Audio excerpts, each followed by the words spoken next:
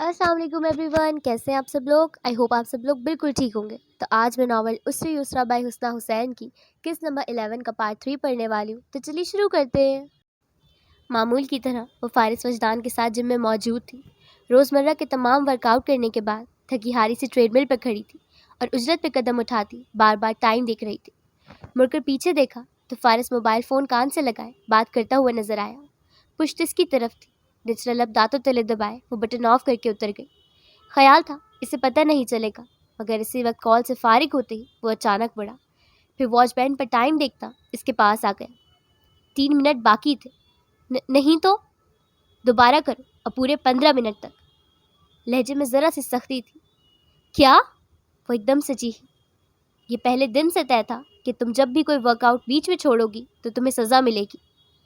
صرف 3 منٹ باقی تھے، احتجاجاً چلائی، مگر فارغ نے سنی انسنی کیے اسے دوبارہ ٹریڈ مل پر کھڑا کر دیا۔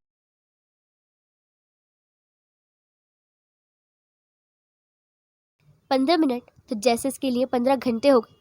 سزا ختم ہو گئی مگر غصہ ختم نہ ہوا، ناراضی ختم نہ ہوئی۔ وہ آفس چلا گیا تو سیدھا مسز شرازی کے پاس پہنچ گئی۔ صرف 3 منٹ پہلے اتر گئی تھی میں آنٹی، صرف 3 منٹ، اور اس نے 15 منٹ بڑھا دیے۔ مسز شرازی کو خوب شکایتیں لگائی، بتاتے ہوئے بھی رونا آ رہا تھا۔ انہوں نے اس کے سامنے فون کر کے فارغ کی کلاس لی۔ ممی وہ ورک آؤٹ کرتے ہوئے بالکل سیریس نہیں ہوتی۔ اسپیکر آن تھا تو آواز اس نے بھی سنی، صدمے سے منہ کھلا۔ جھوٹ کہہ رہا ہے یہ، تڑپ کر دفاع کیا۔ میں اتنی محنت کرتی ہوں۔ آنکھیں آنسوؤں سے بھر گئی۔ یہ چاہتی ہے سبھی ورک آؤٹ 1 منٹ میں کر کے فارغ ہو جائے۔ ممی کہ یہ پاسبل ہے؟ وہ کہہ رہا تھا اگر اسے 3 منٹ مس ہوئے تو تمہیں صرف 3 منٹ ہی زیادہ لینے چاہیے تھے۔ تم نے میری بہو کو پورے 30 منٹ ٹریڈ مل پر کھڑا رکھا۔ دس از ناٹ فیئر۔ اب وہ موٹے موٹے آنسو آنکھوں میں بھر لائی تھی تو فوراً ہی وہ اس کی حمایت میں اتری۔ ممی یہ اس کی سزا تھی، اب کیا میں اس سے یہ کہتا 10 دفعہ علی بے لکھ کر دکھاؤ؟ وہ ان کی ڈانٹ سن کر نرمی سے بات کر رہا تھا۔ وہ لاجواب ہوئی، پھر سر اٹھا کر اسے دیکھا۔ سر جھکائے وہ آنسوؤں کو پرے دھکیل رہی تھی۔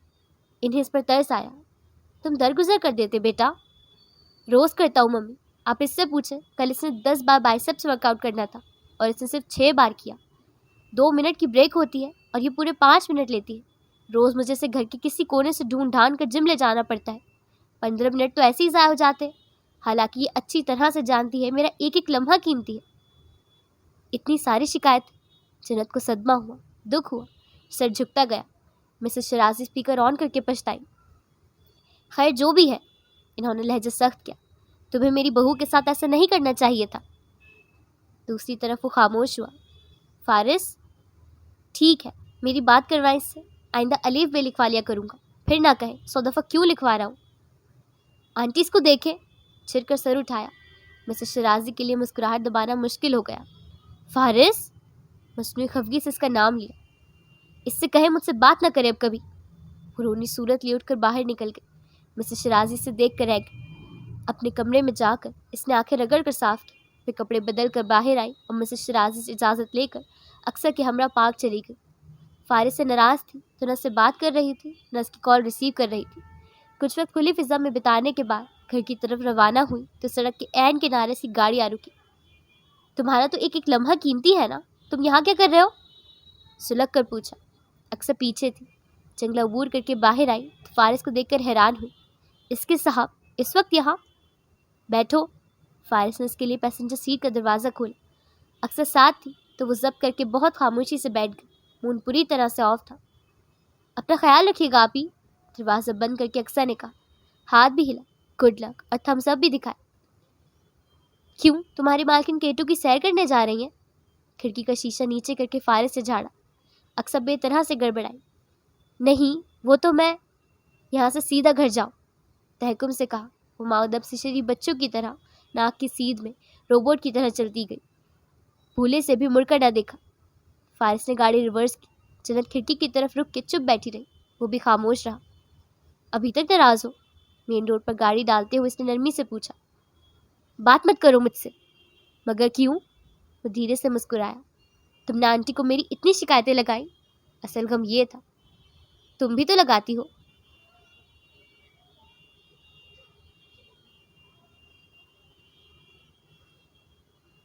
گڑبڑا کر اسے دیکھا۔ میری بات الگ ہے، تمہاری بات کیوں الگ ہے؟ اپنا منہ بند کر کے اس نے اپنا رخ کھڑکی کی طرف کر لیا. اچھا، آئی ایم سوری، آئندہ سے کچھ نہیں کہوں گا. تمہیں لگتا ہے میں صرف اس بات پہ ناراض ہوں کہ تم نے میری شکایتیں لگائیں؟ تو اور کس بات پہ ناراض ہو؟ کیا تم نہیں جانتے؟ صدمے سے دکھ سے پوچھا. اس نے نفی میں سر ہلایا. تم نے مجھے 25 منٹ ٹریڈ مل پر واک کروائی. تم نے... فارس نے گہری سانس لی. اب میں اس کے لیے تو سوری نہیں کر سکتا. صاف کہہ دیا. چند لمحوں تک اسے سخت نظروں سے گھورتی رہی، پھر اپنا رخ بدل گئی. کیا بہت تھک گئی تھی؟ خاموشی. ٹھیک ہے، اس کے لیے بھی سوری، لیکن وعدہ کرو آئندہ کوئی بھی منٹ مس نہیں کرو گی. مکمل خاموشی. پیزا ہٹ چلے؟ مڑ کر پوچھا، لیکن وہ تو جیسے وہاں تھی ہی نہیں. لانگ ڈرائیو کے بارے میں کیا خیال ہے؟ خوب باتیں کریں گے. اس کا سر کھڑکی کی طرف ہی رہا.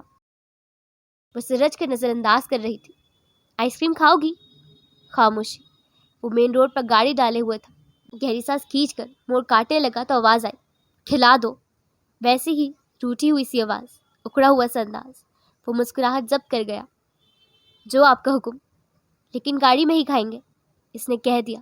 فارس نے سر ہلایا. گاڑی پارک کر کے وہ آئس کریم لینے چلا گیا. کھڑکی کی طرف رخ کیے وہ اسے آئس کریم پارلر میں داخل ہوتے دیکھ سکتی تھی، ایسے ہی خیالوں میں گم. اس کی باتیں سوچ رہی تھی جب سامنے ایک سفید گاڑی آ رکی. دروازہ کھول کر سفید ٹراؤزر پر سرخ رنگ کی شرٹ زیب تن کیے ادینہ زبیر باہر نکلی. گلاسز اپنے بالوں میں اٹکائے ہوئے، پرس کندھے پر ڈالا اور موبائل کان سے لگائے ہنستے ہوئے اجرت پہ قدم اٹھاتی اندر داخل ہو گئی. جنت کی سانسیں تھم گئی، دل رک گیا. ایک دم سے خود پر تاریس جمود کو توڑتے ہوئے وہ دروازہ کھول کر باہر نکلی. حرکت غیر ارادہ ہی تھی. اس کا رخ گلاس ڈور کی طرف تھا، جیسے دینہ زبیر سے پہلے فارس وجدان تک پہنچ جانا چاہتی تھی. شیشے کی دیواروں سے اندر کا منظر نمایاں تھا. اس کے قدم زمین پر جم گئے، نگاہیں ایک ہی مقام پر ٹھہر گئی. فارس وجدان کے ساتھ ادینہ زبیر موجود تھی. اس کی نفیس انگلیوں کی گرفت فارس کے بازو پر، اس کی دل فریب نگاہیں فارس کے چہرے پر تھی. منظر واضح ہو کر اگلے ہی پل دھندلا گیا. وہ ایک دم سے پیچھے ہٹی، خود پر قابو پاتی واپس پلٹی، دروازہ کھول کر گاڑی میں بیٹھ گئی. مٹھیاں سختی سے بھج گئی.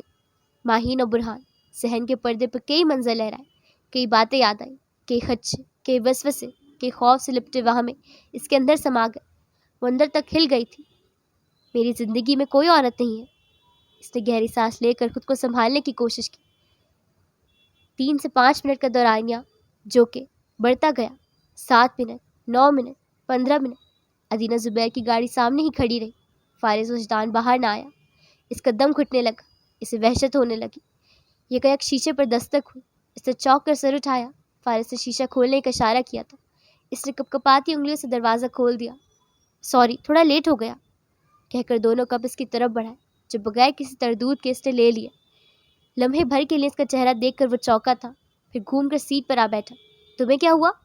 پوچھے بنا نہ رہ سکا. کچھ نہیں. کور اتار کر اس نے چمچ نکال لیا. طبیعت ٹھیک ہے؟ ہاں، کہہ کر آئس کریم کھانے لگی. اس نے چند لمحوں تک اسے دیکھا، پھر اپنی آئس کریم گلاس سٹینڈ پر رکھ دی.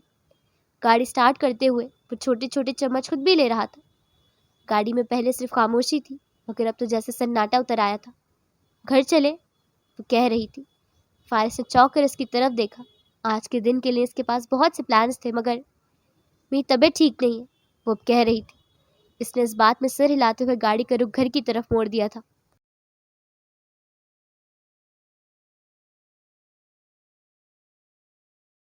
بات سن رشیدہ.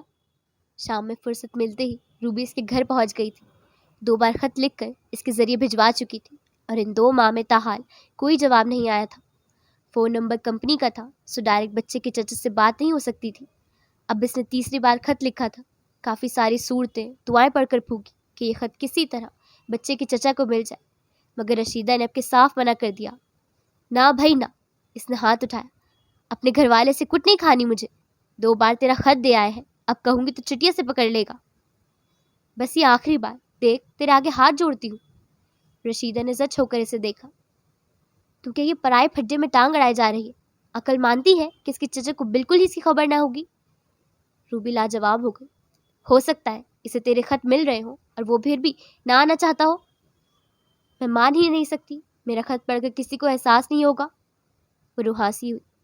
دیکھ، رشیدہ نے گہری سانس لے کر کہا، کہ جن کے گھر یہ بچہ رہ رہا ہے یہ اس کے رشتہ دار ہے، یہ جو پیسے کھا رہا ہے یہ اس کا سگا ماموں ہے، جس نے اسے یہاں چھوڑ رکھا ہے وہ اس کی سگی ماں ہے، اور جو پیسے بھیج کر یہ سمجھ رہے ہیں کہ ذمہ داری پوری کر دی وہ اس کا سگا چچا ہے۔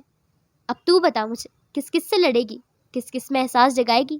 جب ماں ہی بے حس ہے تو اور کون احساس کرے گا؟ میں کر رہی ہوں نا احساس۔ اور یہاں رشیدہ لاجواب ہو گئی۔ وہ اتنا چھوٹا سا ہے رشیدہ، میرا تو اسے دیکھ کر کلیجہ منہ کو آتا ہے۔ اس کو تو کچھ پتا بھی نہیں ہے اس کے ساتھ کتنا ظلم ہو رہا ہے، نوکروں سے بھی بدتر زندگی ہے اس کی۔ رشیدہ ٹھنڈی آب بھر کر رہ گئی۔ اس لڑکی کو سمجھانا فضول تھا۔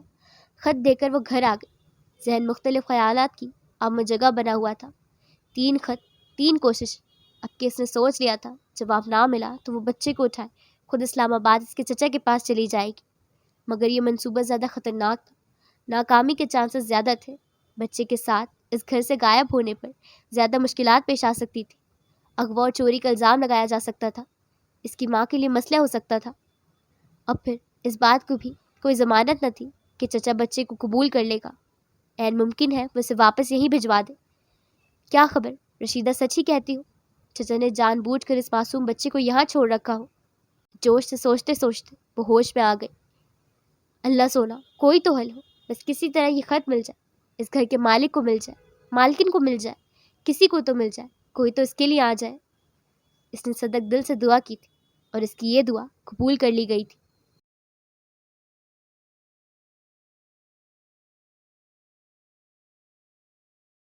سرد ہوا کا جھونکا سرسرا کر گزرا تھا۔ وہ درختوں کی چھاؤں میں بینچ پر بیٹھی تھی۔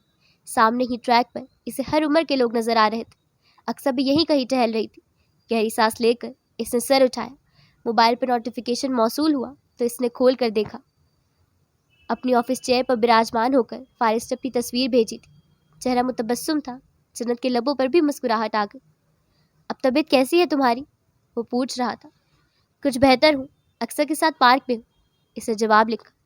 تمہیں آرام کرنا چاہیے تھا، فوراً ہی جواب آیا۔ اس سے پہلے کہ وہ کچھ لکھتی، اس کی اور دھوپ کے درمیان جیسے ایک سایہ سا آ گیا۔ اس نے بے ساختہ سر اٹھایا اور اگلے ہی پل اپنی جگہ تھم گئی۔ موبائل اسکرین پر فارس کے میسج ابھی بھی آ رہے تھے۔ وہ اسکرین پر نہیں دیکھ رہی تھی، مگر میسج دیکھے جا چکے تھے۔ آس پاس دور دور تک ہر ایک شے پر جیسے ایک جمود سا طاری ہوا تھا۔ ادینہ زبیر اس کے سامنے کھڑی تھی، برانڈڈ ٹریک سوٹ میں ملبوس، اونچی پونی ٹیل بنائے، متناسب سراپے میں ہر ایک کی مرکز نگاہ بنتی ادینہ زبیر اس کے سامنے تھی۔ پانی کی بوتل سے چند گھونٹ بھرتے ہوئے اس نے چھوٹے رومال سے اپنا پسینہ صاف کیا اور پھر ایک دل فریب مسکراہٹ لبوں پر سجائے اس کے پاس آ گئی۔ سرتا پیر ایک جائزے ہی میں وہ اس کے وجود میں پنپتی ایک زندگی کا اندازہ لگا چکی تھی، مگر اس کی آنکھوں کی وہ الہی اور فتانہ سی چمک ایک لمحے کے لیے بھی مانند نہیں پڑی تھی۔ ایک تضحیک امیز نظر اس پر ڈالتے ہوئے اس نے رومال سے اپنی گردن کو تھپتھپایا تھا۔ So you are expecting a baby? میں بھی کہوں فارس ہماری شادی کو ڈیلے کیوں کر رہا ہے؟ کرب وجود میں دھماکے کیسا ہوتا ہے، اور پھر اس دھماکے سے وجود کے پرخچے کیسے اڑتے ہیں کہ جنت کمال نے اس لمحے جانا تھا۔ اس نے مجھ سے کہا کچھ مہینے انتظار کر لو، مگر وجہ نہیں بتائی، تو وجہ یہ ہے۔ ہاتھ سے اشارہ کیا، پھر استحاضی انداز میں ہنسی، کہ تمہیں لگتا ہے اس کی بچے کی ماں بن کر تم اس کے دل تک رسائی حاصل کر سکو گی، یا پھر ہم دونوں کے درمیان آ سکو گی؟ جنت کا دل شدت سے دھڑک اٹھا تھا، سانسیں بھاری ہونے لگی۔ وہ آگ تھی جو لفظوں کی صورت وجود میں اتری تھی اور اسے راکھ کرنے لگی تھی۔ You know what? اس کی طرف جھک کر اس نے جنت کے دوپٹے پر لگی بیل کو انگلیوں سے چھوا۔ تمہارے خوابوں کا محل تمہاری اوقات سے بہت اونچا ہے، صرف میرے ایک قدم اٹھانے کی دیر ہے اور سب چکنا چور ہو جائے گا۔ فتحرہ مسکراہٹ لبوں پر سجائے اس کی آنکھوں میں آنکھیں گاڑ کر بولی، فارس بھی میرا ہے، گھر بھی میرا ہے، اور جگہ بھی میری ہے۔ لہجے میں سختی، آنکھوں میں عداوت لی، خطرناک تیوروں کے ساتھ اپنی پوزیشن، اپنے ارادے سے جنت کمال پر واضح کر دیے۔ سر جھٹک کر جاگنگ ٹریک کی طرف جانے لگی تو پتھر کا مجسمہ ہوتی جنت کمال خود کو توڑ کر اٹھی۔ اس نے ادینہ زبیر کا بازو سختی سے پکڑ کر اسے جھٹکے سے روکا تھا۔ How dare you! اپنا بازو چھڑا کر اس نے انتہائی غصے کے عالم میں کہا۔ جنت کی آنکھوں میں خون اترا تھا، تاثرات پتھریلے ہو رہے تھے۔ آئندہ میرے شوہر کا نام اس طرح سے لیا تو مجھ سے برا کوئی نہیں ہوگا۔ ادینہ زبیر لمحے کے لیے صدمے سے گنگ ہوئی. وجود شعلوں کی زد میں آ گیا. اندر باہر ہر طرف آگ جلنے لگی. اس آگ کی زد میں جنت بھی آنے لگی. تمہارا شوہر؟ کسے بے وقوف بنا رہی ہو تم؟ لہجے میں آگ کی چنگاری لیے انتہائی حقارت سے پوچھا. جانتی ہو میں کون ہوں؟ ادینہ زبیر ہوں میں، فارس وجدان کی پہلی اور آخری محبت. اس نے میری جگہ کبھی کسی کو نہیں تھی. صرف اس بچے کی وجہ سے وہ تمہیں اپنے ساتھ رکھے ہوئے ہیں، ورنہ تمہیں وہ کب کا گھر سے نکال چکا ہوتا. اس کی زبان زہر اگل رہی تھی. چندن لندن میں کیا گزار لیے؟ تمہارا تو دماغ ہی ساتویں آسمان پر پہنچ گیا. سمجھ رہی ہو تم نے اسے پا لیا؟ جنت کی آنکھوں میں نرمی اتر آئی. قدم بے جان ہونے لگے. اس لیے ابھی تک اس گھر میں ہو، ورنہ اب تک وہ تم سے اپنی جان چھڑوا چکا ہوتا. سختی سے کہہ کر اس کی آنکھوں میں دیکھا، پھر انتہائی غصے سے جھٹکا. حد میں رہو. انگلی اٹھا کر وارن کیا. جو میرا ہے وہ میرا ہی ہے. تم ہمارے درمیان آئی ہو تو تم ہی ہمارے درمیان سے جاؤ گی. خطرناک تیوروں کے ساتھ کہہ کر وہ جانے کے لیے مڑ گئی. جنت لڑکھڑا کر پیچھے ہوئی. بینچ کا سہارا لے کر بیٹھ گئی. اسے سانس لینے میں دشواری ہو رہی تھی. پلکیں چھپکا کر سامنے دیکھا. ادینہ زبیر نے اس کی طرف نہیں دیکھا تھا. وہ بھاگتے ہوئے نظروں سے اوجھل ہو چکی تھی، مگر وہ اسے اپنے آس پاس، اپنی زندگی میں، اپنے گھر میں، حتیٰ کہ اپنے بیڈ روم میں بھی نظر آ رہی تھی. یہ لیں آپ کا جوس. اکثر نے اس کی طرف اسٹرابری جوس کا گلاس بڑھایا اور اگلے ہی پل اس کے تاثرات دیکھ کر پریشان ہو گئی. آپ ٹھیک ہیں؟ اس نے پوچھا، مگر جنت نے نہیں سنا. وہ سر اٹھائے گہری سانسیں لے رہی تھی. موبائل پہلو میں پڑا تھا. میسیجز ابھی بھی آ رہے تھے. اس نے موبائل اٹھا لیا. میں بس ابھی آفس سے نکلنے لگا ہوں. اگر چلی جاؤ تو بتا دینا، ورنہ میں تمہیں پارک سے پک کر لیتا ہوں. کہیں جانا ہے. اسے سنبھلنے میں کچھ وقت لگا. پارک میں ہوں. اس نے کپکپاتی انگلیوں سے میسج ٹائپ کیا. اکثر نیچے بیٹھ گئی. گھر چلیں آپ ہی، مجھے لگتا ہے آپ کی طبیعت خراب ہو رہی ہے. مگر وہ اپنی جگہ سے نہیں اٹھی. 15 منٹ بعد فارس نے اسے پارک سے ہی پک کر لیا تھا. اپنے تاثرات پر قابو پائے وہ خود کو کسی حد تک سنبھالے ہوئی تھی. اپنی آنکھوں میں بڑھتی نمی کو پیچھے دھکیلتی سامنے دیکھ رہی تھی. وہ بھی اس سے باتیں کر رہا تھا. وہ اسے سن رہی تھی مگر سمجھ نہیں رہی تھی. کچھ کہہ بھی نہیں رہی تھی. وہ اس کی خاموشی کو طبیعت کی خرابی پر محمول کر رہا تھا. کل سے اس کی طبیعت نڈھال تھی. وہ ابھی بھی یہی سمجھ رہا تھا. 10 منٹ کی ڈرائیو کے بعد وہ ایک بنگلہ نما گھر کے پورچ میں گاڑی روک چکا تھا. وہ اس کی ساتھ ہی باہر نکلی. ذہن کہیں اور تھا، سوچ کہیں اور تھی. شاید وہ اسے کسی سے ملوانے لایا تھا. اس نے خالی الجھانی کے عالم میں سوچا. لان سے گزر کر صدر دروازے تک بالکل خاموشی تھی. اندر داخل ہوتے ہی اس نے ایک کھوئی ہوئی سی نگاہ اطراف میں دوڑائی. کیسا ہے؟ اس کا ہاتھ اپنے ہاتھ میں لیے وہ پوچھ رہا تھا. کیا؟ اس کی آواز مدھم تھی. یہ گھر ٹھیک ہے؟ اس کا انداز، اس کا لہجہ، اس کی آنکھیں. فارس کو لگا وہ اس کے ساتھ یہاں کہیں نہیں ہے. صرف ٹھیک ہے؟ اور کیا کہوں؟ سر اٹھا کر پوچھا. تمہیں مجھے بتانا چاہیے پسند آیا یا نہیں. اس سے کیا ہوگا؟ میں اپنے لائر سے بات کروں گا. ملکیت کے ڈاکیومنٹس تیار ہوں گے. یہ گھر تمہارے نام ہو جائے گا. صدمے سے گنگ اس نے فارس کو دیکھا. سماعت پہ یقین نہیں آیا تھا. فارس یہ کیا کہہ رہا تھا؟ کیوں کہہ رہا تھا؟ قدم جکڑے گئے. اندر تک سب ہل گیا. تمہارے لیے ڈرائیور، میڈ کا بھی انتظام ہو جائے گا. ہر مہینے تمہارے اکاؤنٹ میں رقم بھی ٹرانسفر کر دیا کروں گا. وہ جیسے انگلی پر سب کچھ گن کر واضح کر رہا تھا. اور جنت صدمے سے پتھر ہوئی کھڑی تھی. کیفیت ایسی تھی جیسے پیروں تلے سے زمین کھینچ لی گئی ہو. اس کے حواس چل، ذہن معاف، قدم بے جان ہونے لگے. کیا ادینہ زبیر درست کہہ رہی تھی؟ فارس وجدان سے بے وقوف بنا رہا تھا. اس کے جذبات سے کھیل رہا تھا. فارس بھی میرا ہے، گھر بھی میرا ہے، اور جگہ بھی میری ہے. فارس سب کچھ کہہ رہا تھا مگر وہ اسے سن نہیں رہی تھی. وہ جیسے اپنے آپ میں، اپنے طوفانوں میں گم ہو رہی تھی. اس کی آنکھوں کے کنارے نرم ہو چکے تھے. اس کے تاثرات میں ایک دم سے ویرانی اتر آئی تھی. اس کی ہتھیلیاں پسینے سے بھیگ رہی تھیں. مجھے گھر جانا ہے. اس کی آواز کپکپائی. چہرہ مکمل سفید پڑ چکا تھا. جنت پلیز مجھے گھر جانا ہے، اس نے روتے ہوئے کہا. سر بری طرح سے چکرا رہا تھا. مجھے آنٹی کے پاس جانا ہے. کیا ہو گیا ہے؟ میری طرف دیکھو. کندھوں سے تھام کر اس کا رخ اپنی طرف کیا. اس کی آنکھوں کے سامنے اندھیرا بڑھ گیا. ٹانگیں بے جان ہو گئی. گاڑی میں بیٹھنے تک اور پھر ہاسپٹل پہنچنے تک اسے سب یاد تھا. اس کے بعد جیسے سب مبہوم، سب دھندلا ہو گیا تھا. اسے جب ٹریٹمنٹ دی جا رہی تھی تب بھی وہ روتے ہوئے مسز شرازی کے پاس جانے کا کہہ رہی تھی، اور پھر جیسے ایک دم سب ساکن ہو گیا، درد بھی، اذیت بھی، وحشت بھی اور خوف بھی۔ وہ کتنی دیر تک دواؤں کے زیر اثر رہی تھی اسے اندازہ نہیں تھا، مگر جب ہوش آیا تو سر تب بھی بری طرح سے دکھ رہا تھا۔ کمرے کی مدھم سی روشنی بھی آنکھوں کو تکلیف پہنچا رہی تھی اور جسم میں تو جیسے جان ہی نہیں رہی تھی۔ اس نے اٹھنا چاہا تو فارس نے فوراً سے پکڑ کر روک دیا، اسے سہارا دے کر سر کے نیچے تکیے رکھے تاکہ وہ نیم دراز پوزیشن میں آ سکے۔ خود اس کے پاس ہی بیٹھ گیا۔ مدھم سی زرکار روشنی میں وہ اس کی آنکھوں میں تشویش دیکھ سکتی تھی۔ اسے پورا واقعہ یاد آیا تو آنکھیں پھر سے نم ہونے لگی۔ نہ چاہتے ہوئے بھی وہ اذیت میں گھر گئی، پھر سے رو پڑی۔ صبح تم بالکل ٹھیک تھی، پھر اچانک کیا ہوا؟ وہ ازحد پریشان اور فکر مند لگ رہا تھا، مگر اب وہ اسے نہیں دیکھ رہی تھی، اس کی بات کا جواب بھی نہیں دے رہی تھی۔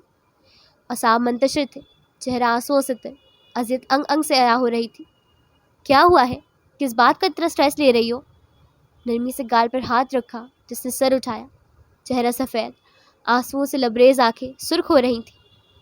ادھینا، اس کے لب ہل۔